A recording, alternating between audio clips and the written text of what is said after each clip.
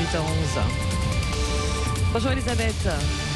Bonjour Laurent. Bonjour Elisabeth. Bonjour Patrick, bonjour à tous. Alors Elisabeth, vous avez regardé la télévision hier, c'est bien, mais pas une série. C'est Emmanuel Macron, c'est ça, pendant 3 heures, 4 heures. Bon, est-ce que vous ne vous êtes pas endormi, c'est bien. Est-ce que le candidat Macron, justement, a répondu à vos attentes ? Bah pas vraiment, je ne me suis pas endormi, vous n'y étiez pas Patrick.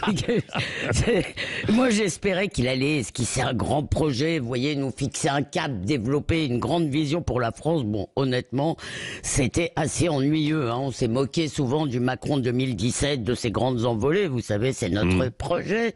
Mais il y avait une vision, un souffle, là c'était tout de même un peu terme, et son propos, bah finalement, tout le monde l'a assez bien résumé, hein, ces 2 mots, je continue. Tout ce qu'il n'a pas fait, c'est à cause de la pandémie, des diverses crises qui ont émaillé son mandat, mais j'aimerais savoir, par exemple, en quoi la pandémie l'a empêché d'introduire de la proportionnelle et pourquoi le ferait-il maintenant? Alors, il a défini 3 grands principes, hein, qui semblent que personne ne peut vraiment contester: l'indépendance, le progrès pour tous et le pacte républicain. Eh bien, de Zemmour à Nathalie Arthaud, tous les candidats peuvent les reprendre à son compte, hein. Personne n'est pour une France dépendante dans une Europe faible ou contre le pacte républicain. Alors, pour l'indépendance, par exemple, il promet un livre blanc et la poursuite de l'augmentation des crédits à l'armée. Bon, les Allemands mettent 200 milliards sur la table et nous, on double le nombre de réservistes, hein. Bon.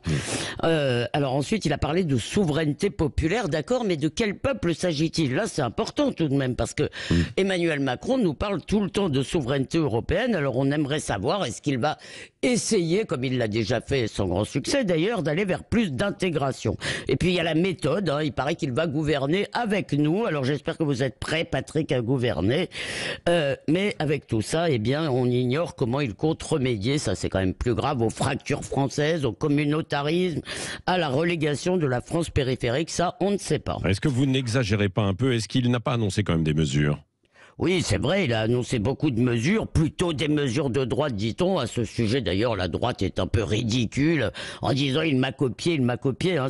C'est pas vraiment le problème. Alors, sur le RSA, les retraites, bah, on le savait déjà. Il poursuivra la réforme du marché du travail, d'accord, mais comment?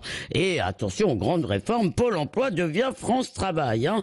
Sur l'éducation, il parle du harcèlement scolaire. Bon, c'est très important, mais enfin, c'est pas le cœur du sujet, hein. Qu'est-ce qui va se passer avec la réforme du bac qui est en sablé? Que compte-t-il faire sur les concours de recrutement des professeurs? Un pacte avec les enseignants, très bien, mais quelle philosophie? Puis l'immigration, c'est un peu pareil. Il nous dit que les déboutés du droit d'asile seront expulsés. Bah d'accord, mais pourquoi ne l'a-t-il pas fait jusqu'à maintenant si c'est si facile? En fait, le problème, hein, soyons justes, c'est un peu le dispositif. Puisqu'Emmanuel Macron ne va pas débattre, hein, les seules confrontations auxquelles il sera soumis, eh bien, ce sont les confrontations avec les journalistes. Or, ils étaient en mode présidentiel, hein. D'ailleurs, la plupart lui ont donné du monsieur le président et ils ne l'ont jamais vraiment bousculé. Ils ne lui coupaient pas la parole comme ils le font avec d'autres.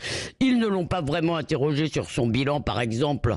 Il recense les mosquées, les écoles fermées, mais personne ne l'a enquiquiné. Ça, je l'aurais bien fait sur la dernière loi votée par sa majorité qui autorise le voile dans le sport, hein. Alors en fait, qu'est-ce qu'on peut dire? Bah, c'est qu'il devait descendre dans l'arène, c'est ça qu'on attendait, mais le problème, eh ben, c'est qu'il n'y a pas d'arène. Merci Elisabeth Lévy.